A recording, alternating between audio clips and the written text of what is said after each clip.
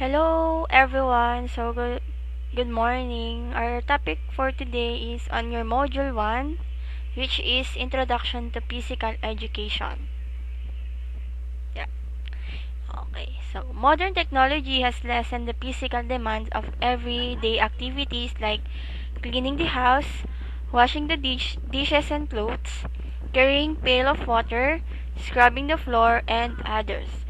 So, in your generation, mostly, ang ginagawa nyo is naglalaro kayo ng mga mobile games. So, nababawasan yung uh, daily activities or yung physical activities na meron kayo in your house. So, these activities demand time to be accomplished. So, as a result, more free time is utilized for other activities. Unfortunately, many individuals have acquired a sedentary or inactive lifestyle, leading such as osteoporosis and obesity.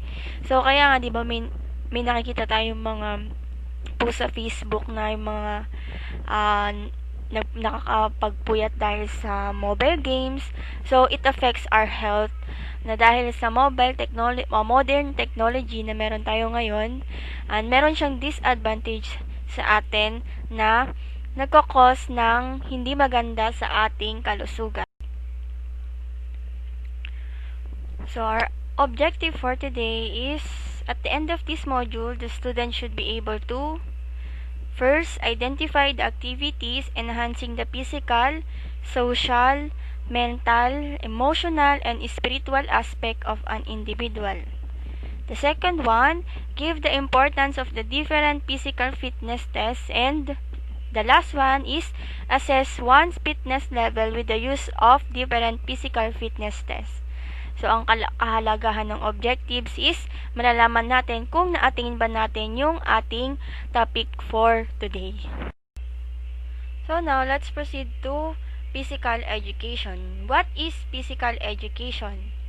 So, according to Wikipedia 2004, physical education came from the Latin words physica, which means physics, and educatio, which means the training of the bodily organs and powers with a view to the promotion of health and vigor.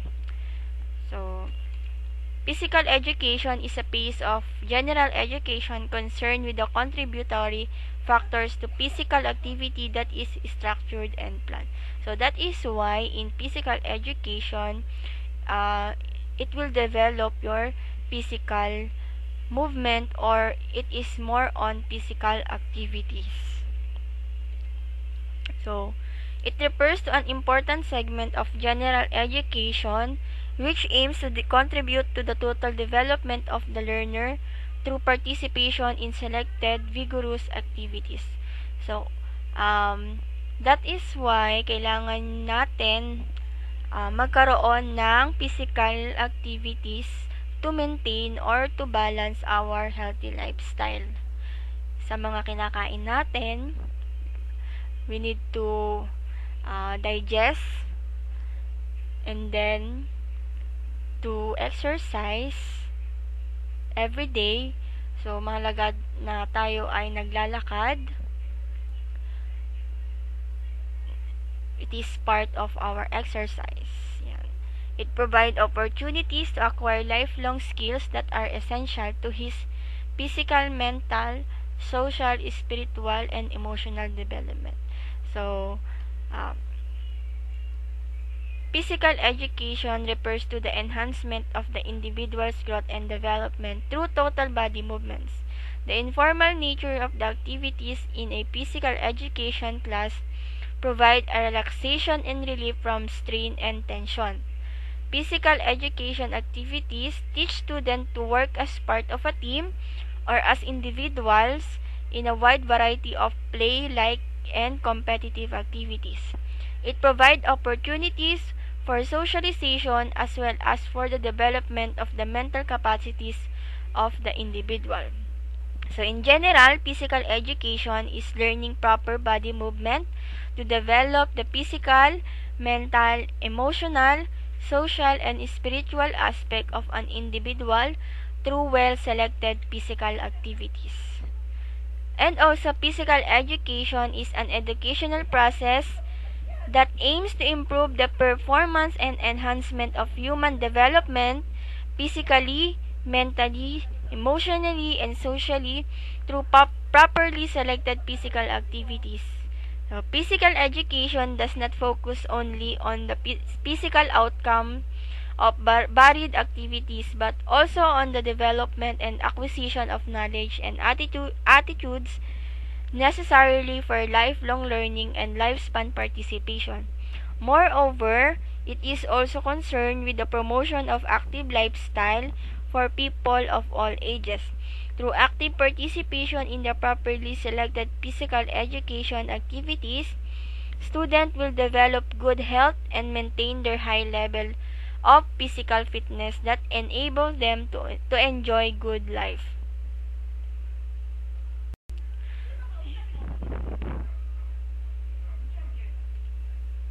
So, according to Andy 1988, physical education is an integral part of the educational program designed to promote the optimum development of an individual physically, socially, emotionally, and mentally through total body movements in the properly selected physical activities.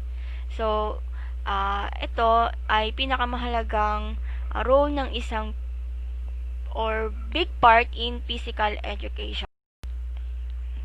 So, to become physically fit, what is physical fitness? Physical fitness is considered as an important goal of physical education. Good physical fitness and regular physical activities are important to wellness. Regular physical activities are important to wellness. Regular physical activities and good physical fitness play a vital role to enhance quality life in any ways. So, physical fitness and exercise can help one look good, feel good, and enjoy life. Exercise helps. So, dapat binabalance din natin na yung mga kinakain natin is hindi makakasama sa atin, kundi makakabuti sa ating kalusugan. What are the objectives of physical education?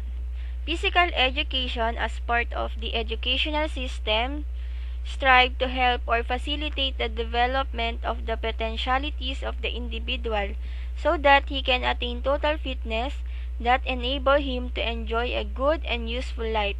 It includes the acquisition and refinement of motor skills as well as developments and maintain fitness for optimal health and well-being.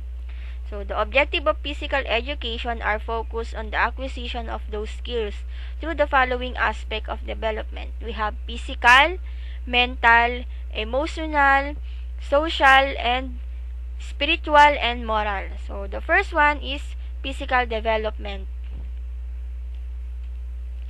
Physical development through carefully selected physical education activities, an individual who participate actively will develop and maintain good health and a high level of physical fitness.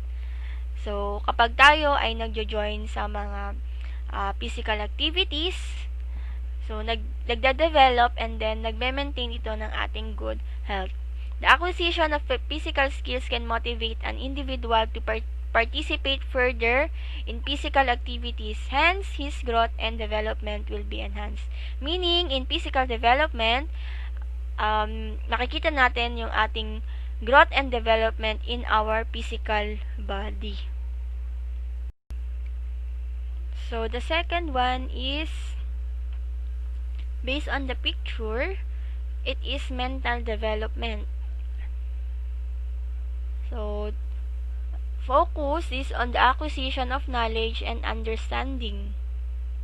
Meaning, in mental development, ginagamitan natin siya ng ating intellectual. So, it is ability to analyze body movement and skills. So, yung utak natin ang nagsasabi kung ano yung dapat nating gawin, yung skills and movements na meron tayo sa ating katawan. Evaluate game situation and make import decision. So, yung ating utak din yung nagdidesisyon kung masama ba or mabuti. And then,